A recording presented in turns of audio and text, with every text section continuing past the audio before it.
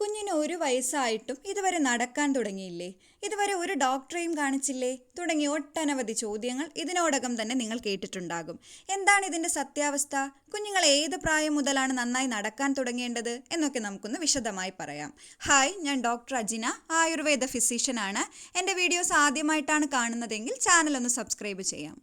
1 വയസ്സ് പൂർത്തിയാകുമ്പോൾ മുതൽ മുന്നോട്ടുള്ള ഓരോ മാസങ്ങളിലും കുഞ്ഞുങ്ങൾ കൂടുതൽ ഇൻഡിപെൻഡൻ്റ് ആകാൻ തുടങ്ങും. അതിൻ്റെ ഭാഗമായിട്ടുള്ള ഒരു പ്രധാനപ്പെട്ട മൈൽ സ്റ്റോൺ ആണ് നടക്കാൻ തുടങ്ങുക എന്നുള്ളത്. ഇനി 1 വയസ്സായ മറ്റ് കുഞ്ഞുങ്ങളൊക്കെ നടക്കാൻ തുടങ്ങിയിട്ടും എൻ്റെ കുഞ്ഞു മാത്രം നടന്നു തുടങ്ങിയില്ലല്ലോ എന്നോർത്ത് പാരൻസ് ടെൻഷൻ അടിക്കേണ്ട യാതൊരു കാര്യവുമില്ല. ഓരോ കുഞ്ഞുങ്ങളും വ്യത്യസ്തരായതിനാൽ തന്നെ ചെറിയ ചില സമയ വ്യത്യാസങ്ങളൊക്കെ ഇതിലുണ്ടാകാറുണ്ട്. ചില കുഞ്ഞുങ്ങൾ 1 വയസ്സാകുമ്പോഴേക്കും ചെയറിലോ മറ്റ് ഫർണിച്ചറുകളിലോ ഒക്കെ പിടിച്ച് എഴുന്നേറ്റ് നിൽക്കാനും, ചിലർ പിടിച്ച് നടക്കാനും, മറ്റു ചിലർ സപ്പോർട്ടൊന്നുമില്ലാതെ പിച്ച വയ്ക്കാനും നന്നായി നടക്കാനും ഒക്കെ തുടങ്ങുന്ന ഒരു സമയമാണിത്. ഇനി 6-ാം മാസത്തിലോ 7-ാം മാസത്തിലോ ഒക്കെ തന്നെ ഇത്തരത്തിൽ ചെയറുകളിലൊക്കെ പിടിച്ച് എഴുന്നേൽക്കാൻ തുടങ്ങുന്ന കുഞ്ഞുങ്ങളുമുണ്ട്. 10 മാസം പൂർത്തിയാകുമ്പോൾ കുഞ്ഞുങ്ങൾ പിടിച്ച് നിൽക്കാൻ തുടങ്ങിയിട്ടുണ്ടെങ്കിൽ ആ സമയങ്ങളിലും 11-ാം മാസങ്ങളിലുമൊക്കെ അവരെ കൈ പിടിച്ച് നടത്താൻ ശ്രമിക്കുന്നത് നടക്കാനുള്ള ടെൻഡൻസി കൂട്ടാൻ സഹായിക്കുന്നതാണ്. കുഞ്ഞുങ്ങൾ ഇഴയാൻ തുടങ്ങുന്ന സമയങ്ങളിലൊക്കെ അവരെ കൂടുതൽ നേരം എടുത്തു വയ്ക്കാതെ പറ്റുമ്പോഴൊക്കെ ഇഴയാൻ തന്നെ അനുവദിക്കണം. എന്നാൽ മാത്രമേ അവർക്ക് സ്വയമേ തന്നെ ഇരിക്കാനും പിടിച്ചെഴുന്നേൽക്കാനും ഒക്കെ പഠിക്കുകയുള്ളൂ. 1 വയസ്സ് പൂർത്തിയാകുമ്പോൾ കുഞ്ഞുങ്ങൾ ഫർണിച്ചറുകളിലൊക്കെ പിടിച്ച് നിൽക്കാൻ തുടങ്ങിയിട്ടുണ്ടോ എന്ന് ഉറപ്പുവരുത്തേണ്ടത് ആവശ്യമാണ്.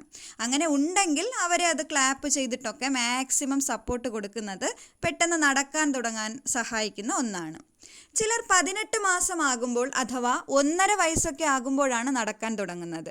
ഇനി എപ്പോഴാണ് ഡോക്ടറുടെ നിർദ്ദേശം തേടേണ്ടത് എന്ന് ചോദിച്ചാൽ 18 മാസം അഥവാ 1.5 വയസ്സ് പൂർത്തിയായിട്ടും കുഞ്ഞുങ്ങളെ പിടിച്ചു നിൽക്കാനോ പിച്ച വയ്ക്കാനോ നടക്കുന്നതിൻ്റെ യാതൊരു ലക്ഷണങ്ങളും കാണിക്കുന്നില്ലെങ്കിലോ ഒരു പീഡിയാട്രീഷ്യനെ കാണിക്കാവുന്നതാണ്. കുഞ്ഞിന് എന്തെങ്കിലും ബുദ്ധിമുട്ടുകളുണ്ടോ എന്ന് അതിലൂടെ അറിയാൻ സാധിക്കും. ഇനി യാതൊരു ബുദ്ധിമുട്ടുകളും ഇല്ല എങ്കിൽ അവരുടെ കൈ പിടിച്ച് നടത്തിച്ചും അവരെ പിടിച്ച് നിൽക്കാനും പിച്ച വയ്ക്കാനും ഒക്കെ തുടങ്ങുമ്പോൾ തന്നെ മാക്സിമം എൻകറേജ് ചെയ്തുമൊക്കെ സപ്പോർട്ട് കൊടുക്കുകയാണ് വേണ്ടത്. ഇനി നിങ്ങൾക്ക് തന്നെ തോന്നുകയാണ് നിങ്ങളുടെ കുഞ്ഞിൻ്റെ ഈ ഒരു മൈൽ സ്റ്റോൺ കുറച്ചധികം വൈകുന്നുണ്ടെന്ന് തോന്നുവാണെങ്കിൽ നിങ്ങൾക്കൊരു ഡോക്ടറുടെ സഹായം തേടാവുന്നതാണ്. ഇനി ചില മാതാപിതാക്കൾ കുഞ്ഞ് വേഗത്തിൽ നടക്കാനായിട്ട് ബേബി വോക്കറുകളൊക്കെ ഈ സമയങ്ങളിൽ വാങ്ങി നൽകാറുണ്ട്. സത്യത്തിൽ കുഞ്ഞിന് ഇത്തരത്തിലുള്ള വോക്കറുകളുടെ യാതൊരു ആവശ്യവുമില്ല. ഇത് ഗുണങ്ങളെക്കാളേറെ ദോഷങ്ങളാണ് ഉണ്ടാക്കാറ്. വാക്കറിൻ്റെ ഉപയോഗം കുഞ്ഞുങ്ങളുടെ മസിൽസിൻ്റെ വളർച്ചയ്ക്കും അതുപോലെ കാൽപാദങ്ങളുടെ ബാലൻസിനെയും ഒക്കെ ബാധിക്കും. ഇതിനാൽ അവർ നടക്കാനുള്ള കാലതാമസം കൂടുകയാണ് ചെയ്യാറ്. വാക്കറിൻ്റെ ചക്രങ്ങൾ വേഗത്തിൽ ഉരുളുന്നത് കാരണം കുഞ്ഞുങ്ങൾ വീണിട്ട് ഗുരുതരമായ പരിക്കുകളൊക്കെ പറ്റാൻ ഇത് കാരണമാകാറുണ്ട്. കൂടാതെ കാൽപാദം അമർത്തി നടക്കുന്നതിന് പകരം ടോ വാക്കിംഗ് അഥവാ വിരലുകളിൽ പ്രഷർ കൊടുത്തിട്ട് വിരലുകൾ അമർത്തി നടക്കാനായിരിക്കും അവർ ശ്രമിക്കുക. ഇത് തെറ്റായ ഒരു നടത്ത രീതിയിലേക്ക് നയിക്കുകയും ചെയ്യും.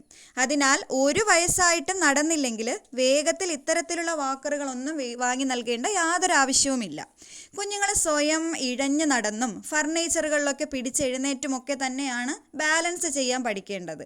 എങ്കിൽ മാത്രമേ നല്ല രീതിയിൽ അവർക്ക് നടക്കാൻ പെട്ടെന്ന് പറ്റുകയുള്ളൂ.